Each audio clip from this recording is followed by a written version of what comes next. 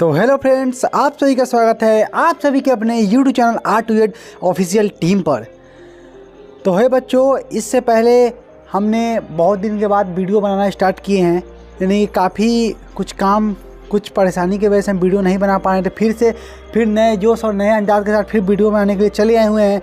आज के इस वीडियो में मैं लाया हूँ साइंस क्लास 8 का पहला अध्याय, जिसका नाम है फसल उत्पादन एवं प्रबंध।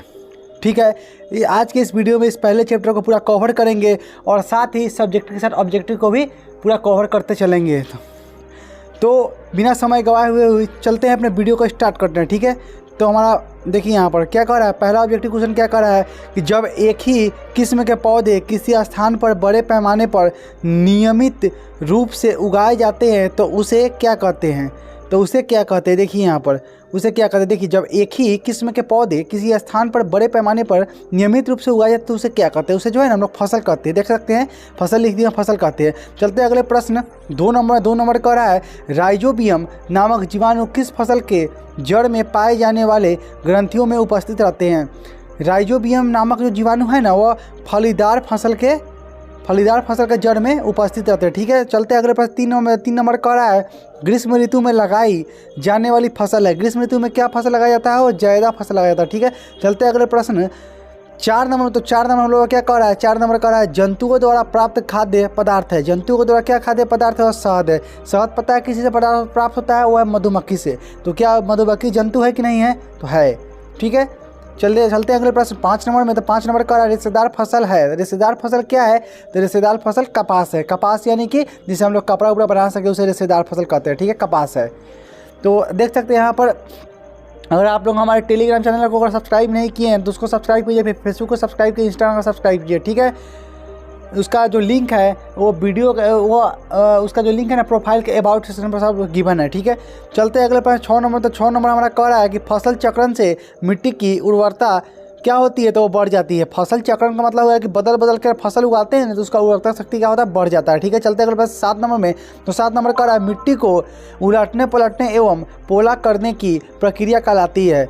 देखिए, मिट्टी को उलटने पलटने या पोला करने की प्रक्रिया जुताई कहलाती है। देखते होंगे कि आप लोग जब एक फसल जब हो जाता है, मानिए गेहूं का फसल है, गेहूं का फसल पूरा हो गया, फिर ट्रैक्टर द्वारा लोग खेतों में जुताई करवाते हैं, या फिर कई बड़े बुजुर्ग जो है, जो पहले ज़माने के लोग सब है, वो कोदारी से ही खेत को जोत लेते हैं, यानी कि माटी को ऊपर नीचे करते हैं। उसी को लिखा हुआ है उलटने और पलटने एवं पोला करने की प्रक्रिया। ठीक है, चलते अगले पास 8 नंबर में।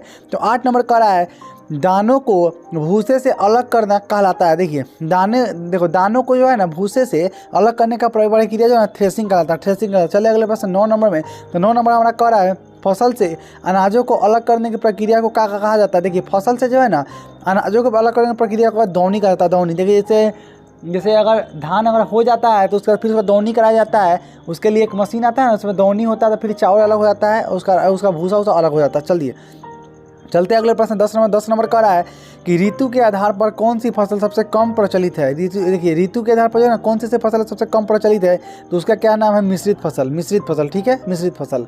चलते अगले प्रश्न 11 नंबर कह रहा है वर्मी कंपोस्ट में क्या प्रयोग में आता है। ठीक है, वर्मी कंपोस्ट में क्या प्रयोग में आता है, तो वह केंचुआ वर्मी कंपोस्ट, यानी कहने का मतलब है कि ज़मीन के अंदर जो है ना केंचुआ किसानों का मित्र बोला जाता है। केंचुआ जो है ना किसानों का मित्र, किसान का आधा काम तक केंचुआ ही कर देता है ज़मीन के अंदर। ठीक है, मिट्टी को जो है ना ऊपर नीचे अलट पलट करके, यानी कि उसी को बोला गया वर्मी कंपोस्ट में प्रयोग किया था केंचुआ। ठीक है, चलते अगले प्रश्न 12 नंबर कह रहा है कि खेतों में फसल उगाने की पद्धति को क्या कहा जाता है। देखिए, खेतों में जो है ना फसल के उगाने की पद्धति को कृषि कहा जाता है। कृषि यानी कृषि करने का मतलब कोई फसल को हम अपने खेत में उगाते हैं उसे क्या बोलते हैं, कृषि कहते हैं। ठीक है, चलते अगले प्रश्न 13 नंबर में। तो 13 नंबर कह रहा है मिट्टी की उपजाई ऊपरी परत को क्या कहा जाता है। मिट्टी के जो है ना उपजाई ऊपरी जो परत है उसको शीर्ष मिद्रा कहा जाता है। शीर्ष मिद्रा सबसे ऊपरी मिद्रा। ठीक है, सबसे ऊपरी परत। ठीक है, इसका राइट आंसर होगा शीर्ष मिद्रा। चलते अगले प्रश्न 14 नंबर कह रहा है कि भारत में मौसम के आधार पर 3 प्रकार के मुख्य फसल है। 3 प्रकार के मुख्य कौन कौन फसल है, तो आपको पता होना चाहिए। तो एक हमारा है खरीफ फसल, एक है हमारा क्या जी खरीफ फसल, और दूसरा है रबी फसल, दूसरा क्या है रबी फसल है, और तीसरा हमारा क्या है, तीसरा है ग्रीष्म फसल। ठीक है, ग्रीष्म फसल। चलते हैं अगले प्रश्न 15 नंबर हम लोग का कह रहा है कि बड़े पैमाने पर अनाजों के भंडार कहाँ किया जाता है? बड़े पैमाने पर जो अंडाजों का भंडार है वो साइलों के भंडार में किया जाता है, साइलों के भंडार में किया जाता है। अगर आप इस वीडियो को से आपको अच्छा लग रहा है, इस वीडियो को समझ में आ रहा है आपको, और इस वीडियो को पसंद आ रहा है तो इस वीडियो को एक लाइक कीजिए। चैनल पर नए हैं तो चैनल को सब्सक्राइब कीजिए और इस वीडियो को शेयर करके एक प्यार से कमेंट भी कर दीजिए। ठीक है, चलते हैं अगले प्रश्न।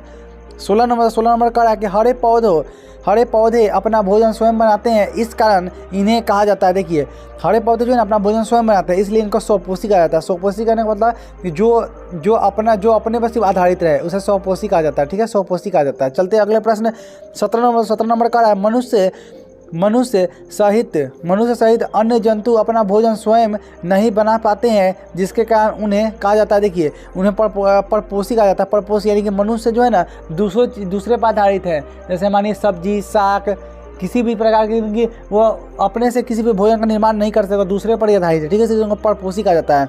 चलते अगले पास 18 नंबर में। तो 18 नंबर कह रहा है कि पृथ्वी पर मनुष्य का आगमन लगभग कितना वर्ष पहले हुआ है? तो देखिए, पृथ्वी पर जो है ना मनुष्य का जो आगमन है 3.5 लाख 3.5 लाख पूर्व वर्ष हुआ है, कि पहले हुआ है। 3 लाख पहले पृथ्वी पर मनुष्य का आगमन हुआ है।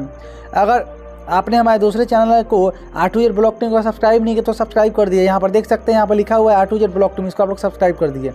चलते हैं अगले, इसका प्रश्न खत्म हो गया। चलिए, तो आप देख सकते हैं इसी तरह हमने पूरा ऑब्जेक्टिव क्वेश्चन को कवर किया है। इसके बाद हम पूरा सब्जेक्टिव को कवर करेंगे। ठीक है, तब तक के लिए इतना ही। जय हिंद, जय भारत। ठीक है, अगर आपको ये वीडियो पसंद आए तो इस वीडियो को आप लोग लाइक कीजिए, चैनल पर नहीं तो चैनल को सब्सक्राइब कीजिए। Thanks for watching.